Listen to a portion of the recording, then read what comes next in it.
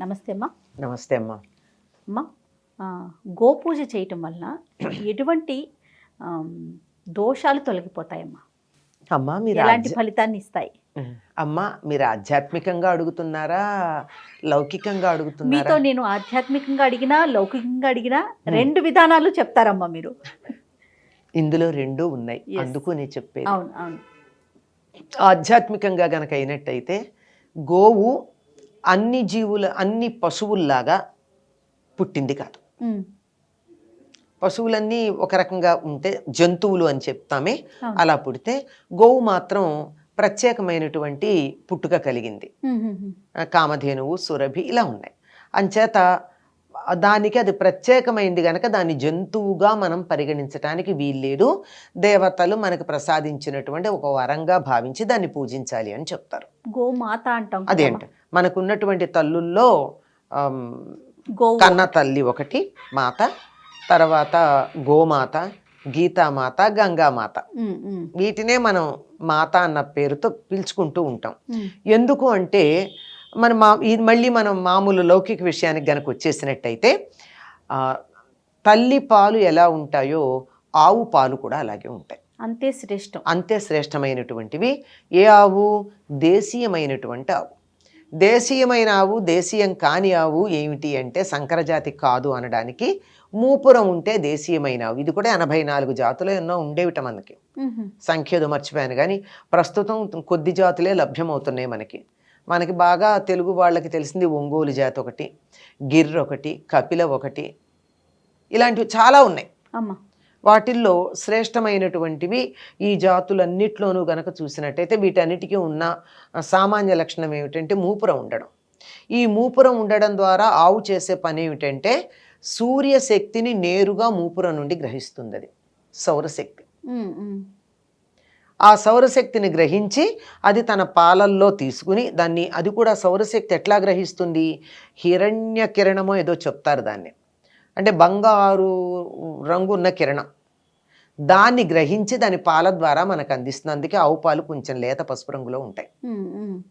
మన శరీరానికి ఒక మానవ శరీరానికి ఎంత బంగారం కరిగించుకుని మనం తీసుకోగలమో ధాతువు అంత పాలల్లో ఉంటుంది. అందువల్ల ఆవు పాలు శ్రేష్టం. పైగా సూర్యశక్తిని గ్రహిస్తుంది గనక, మనకి సూర్యుడు ఆత్మకారకుడు గనక ఆవు పాలు తాగినంత కాలం మన జాతి తలెత్తుకుని చాలా గర్వంగా ఉంది, ఆత్మగౌరవంతో ఉంది. ఆవు పాలు తాగడం మానేసాక మనం జీ హుజూర్, ఎస్ సార్ అంటూ ఇతరులకి బానిసత్వానికి లోబడిపోయాం. ఇప్పటికి కూడా మనం స్వతంత్రంగా ఉన్నామని చెప్పగలమా అమ్మ? ఎన్నో విషయాలకు బానిసలం. అవునమ్మా. అది కాక నేను భారతీయుణ్ణి తలెత్తుకుని గర్వంగా చెప్పగలిగినటువంటి, మనస్సులో అనుకుంటూ పైకనడం కాదు, అలా అనుకుంటూ చెప్పగలిగినటువంటి మానసిక దార్ఢ్యం ఎంతమందికి ఉంది?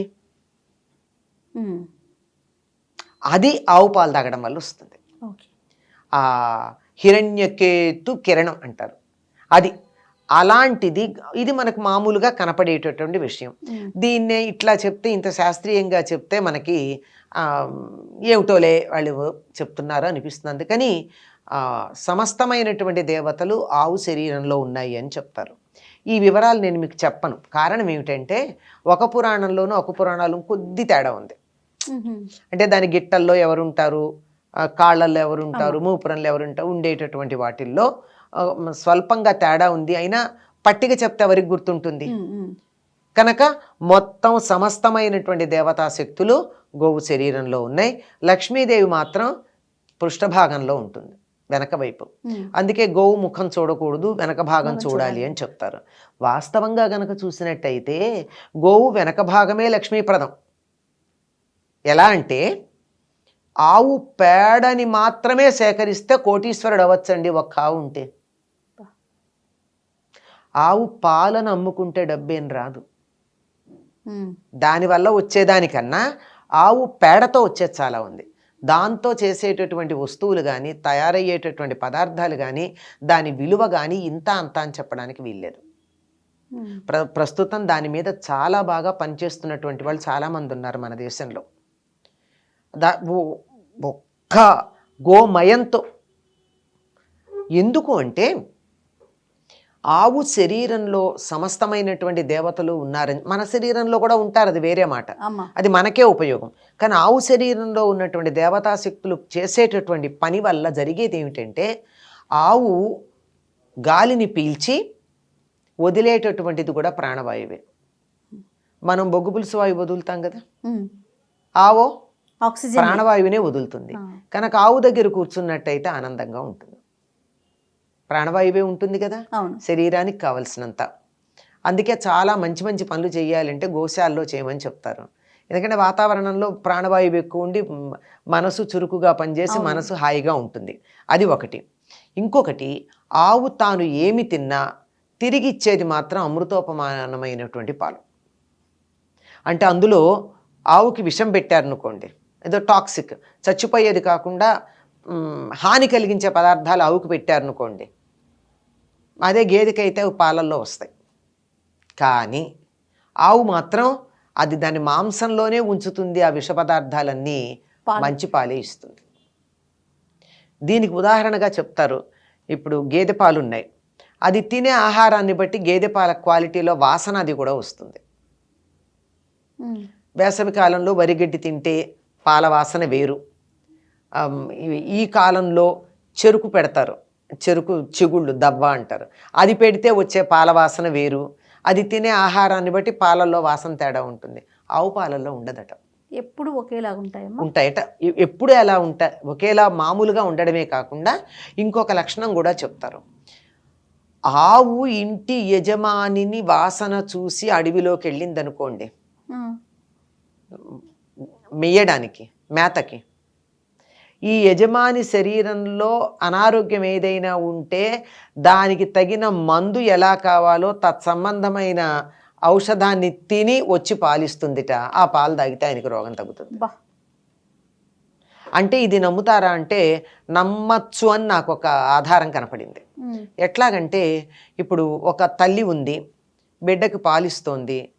తల్లి దగ్గర నుంచి వచ్చేటటువంటి పాలు బిడ్డ అవసరాన్ని బట్టి మారతాయి. ఇద్దరు పిల్లలకి తల్లి పాలిచ్చింది అనుకోండి వేరే వేరే సమయాల్లోనే, ఒక బిడ్డకి ఇచ్చేటప్పుడు పాలల్లో ఉండేటటువంటి కాంపోజిషన్కి ఇంకొక బిడ్డకి పాలు ఇచ్చేప్పుడు ఉండే పాలల్లో ఉండే కాంపోజిషన్కి తేడా ఉంటుందిట. బిడ్డ స్పర్శ వల్ల ఆ బిడ్డకి ఎటువంటి పాలు ఇస్తే సరిపోతుందో తల్లి బాడీ కనుక్కుని తయారు చేస్తుంది ఆటోమేటిక్గా. దాన్ని ఏమంటారు, కస్టమ్ మేడ్ మిల్క్ అంటారు. అంతే. అదేవిధంగా యజమానికి కావలసిన, నాకు ఇది పోలికతో నిజమేనేమో అనిపించింది, యజమానికి కావలసినటువంటి ఆహారాన్ని తనేది తిని ఇచ్చిన పాలతడికి సరిపోతుందో వాటికి సంబంధించినటువంటివి ఆహారం తిని వస్తుందట. మరి గోవుని మరి దైవం అనాలా మరేమనాలి? ఇట్లా గోవు గురించి మనం చెప్పుకుంటూ కనుక వెళ్ళినట్టు అనేక విశేషాలు ఉన్నాయమ్మా. ఇంకా గోమూత్రంతో తయారు చేసేవి చాలా ఉన్నాయి. గోపంచితం అంటాం, అలాగే గోమయం అంటాం. గోమయం కూడా పురుగులు పట్టదటమ్మా సాధారణంగా. అది కూడా సువాసన ఉంటుంది, అన్ని మిగిలినటువంటి ఎక్స్క్రీషన్స్ లాగా వాసన ఉండదు. ఆవు పేడలో కలిపి విత్తనాలు గనక జాగ్రత్త పరిచినట్టయితే ఎన్నేళ్ళైనా దాంట్లో జెర్మినేషన్ కెపాసిటీ తగ్గదు. మీరు బాగా పాతకాల 40-50 ఏళ్ల క్రితం ఇంట్లో పెద్దవాళ్ళని అడిగితే ఆ కాకరకాయ విత్తనాలు ఎట్లా పెట్టారని మా ఇంట్లో పురుగులు పడుతున్నాయని ఎవరన్నా అన్నారనుకోండి, ఏముందని పెడకిస్తారు. అంటే తాజా ఆవు పేడలో ఈ విత్తనాలని కలిపి గోడ కొట్టేసి ఎండబెట్టేస్తారు, అవి దాస్తారు. అది దాస్తారు. 10 ఏళ్ళైనా మళ్ళీ వేస్తే అది విత్తనం వస్తుంది. అంటే జీవ ప్రజ్ఞని నిలబెట్టగలిగినటువంటి లక్షణం ఉందని. ఆవు పేడ పిడకతో తయారు చేసినటువంటి బూడిద ఉందే, ఆ బూడిద కలిపినట్టయితే పురుగులు రావు. బియ్యంలో కానీ దేంట్లో కానీ మంచి కచ్చిగా తయారు అయ్యి దాన్ని ఇలా పౌడర్ కనుక అయిపోయినాక దానిని మనం మినుగులు పెసలు అట్లాంటి వాటిల్లో కనుక కలిపేసామంటే సంవత్సరానికి సరిపడా దాచుకునేటటువంటి వాటిల్లో పురుగు రాదు. కడిగితేనేమో వాటిల్లో మొలకెత్తే లక్షణం పోతుంది, కానీ కడగకుండా మరి నిలబెట్టాలంటే బూడిదలోనే కలుపుతారు. ఇట్లా చెప్పుకుంటూ వెళ్ళేటైతే ఆవు వల్ల మనకు కలిగేటటువంటి ప్రయోజనాలు అంటే చాలామంది చెప్పాడు, పాలు ఇస్తాయి, వెన్న వస్తుంది, నెయ్యి వస్తుంది, ఇలాంటివన్నీ పక్కన పెడితే నిజంగా మనకి పనికొచ్చేటటువంటి అంశాలు చాలా ఉన్నాయి. ఆవు పేడని నీళ్ళల్లో కలిపి చిలకరించినట్టయితే ఎటువంటి చీడపీడలు మొక్కలకి పోతాయి. అవును. ఆవు బూడిద చల్లినా చాలు, మొక్కల మీద బూడిద చల్లేస్తే చాలు, అన్ని రకాల పీడలు పోతాయి.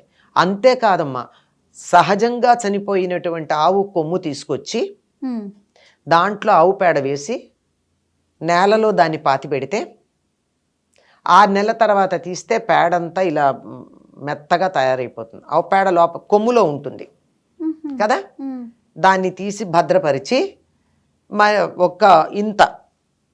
ఒక బకెట్ నీళ్ళల్లో కలిపి పిచికారీ చేస్తే ఎటువంటి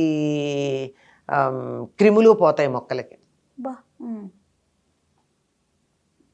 ఇప్పుడు సహజంగా చేస్తున్నాం వ్యవసాయం అనేటటువంటి వాళ్ళు చేసేది గో ఆధారిత వ్యవసాయం ఊరికే అన్నారా? ఇట్లా చెప్పాలంటే చాలా ఉన్నాయమ్మా అందుకే అడిగాను నేనేం చెప్పాలని. లౌకికంగా చూసినట్టయితే ఆవు వల్ల ఉండే మేలింతుంది. ఆవు దగ్గర అలా కూర్చుంటే మన శరీరంలో ఆనందానుభూతిని కలిగించే గ్రంథులకు కూడా గోవులని పేరు. ఎవరైతే ప్రతి చిన్నదానికి ఆనందపడుతుంటారో వాళ్ళల్లో గోగ్రంథులు బాగా పనిచేస్తున్నాయి. కొంతమందికి అసలు ప్రపంచం తెచ్చి చేతిలో పెట్టినా నవ్వు రాదు, ఎప్పుడు అని ఏడుపు మహాలుగా ఉంటారు. అట్లాంటి వాళ్ళకి వైద్యం ఏమిటంటే, వాళ్ళు ఆనందించడానికి కావాల్సినటువంటి వైద్యం ఒక 40 రోజుల పాటు వాళ్ళని ఆవు దగ్గర కూర్చోబెట్టి గోశాలలో ఉంచి రోజు ఆవు పాలు ఆవు పెరుగు పెట్టి వాళ్ళకి ఆవు నెయ్యి వేసి ఒక 40 రోజులు కనుకుంటే ఎప్పుడు ఏడ్చేవాళ్ళు కూడా చక్కగా నవ్వుతూ ఆనందంగా ఉండడం మొదలు పెడతారు. ఇన్ని ఉపయోగాలు ఇంకా చెప్పుకుంటూ పోతే చాలా ఉన్నాయమ్మా. ఊరికే అందరూ మనం మామూలుగా అందరూ చెప్పేవి కాక కొన్ని ప్రత్యేకంగా ఉన్నటువంటి కొన్ని చిన్న విశేషాలు చెప్పాను. గోవుని గనక మనం ఆరాధించినట్టయితే తప్పనిసరిగా సంతానం కలుగుతుంది. సంతానం లేనటువంటి వాళ్ళు గోవును ఆరాధించమన్నారు. గోవును ఆరాధించడం అంటే వెళ్ళి దాని మొహాన్ని ఇంత పసుపు కుంకం పెట్టి మెడలో దండలేసి అది బెదిరి పారిపోతూ ఉంటే కాదు, అది కాదు, అసలు అది పూజ కానే కాదు. అలా చెయ్యకూడదు, చాలా తప్పు. దాన్ని భయపెడితే పూజ ఏంటమ్మా? దానికి నచ్చే పని చేయండి. చక్కని పచ్చికి ఇవ్వండి, దాని గంగడోల దగ్గర ఇలా నెమ్మదిగా రాయండి, అలా వీపు భాగాన్ని అలా నివరండి, దాన్ని చక్కగా దగ్గరగా కూర్చోండి. ఇప్పుడు క్యాన్సర్ పేషెంట్లకి క్యాన్సర్ తగ్గడానికి కౌహగ్ అని చెప్పి విదేశాల్లో చాలా పెద్ద ఒక కార్యక్రమం పెట్టారు. ఇన్ని నిమిషాలు ఆవుని కౌగిలించుకుని పెడితే ఇంత డబ్బు అని చెప్పి పెట్టి మనకు అందుబాటులో ఉంది కదా, దాని విలువ మనకి తెలియదు. అంతేనమ్మా, అది నిజమే. ఇలా చెప్పుకుంటూ పెడితే ఎన్నున్నాయో చెప్పలేం. చాలా సంతోషం అమ్మ. గోవుని గౌరవిద్దాం, కాపాడుకుందాం. నమస్తే.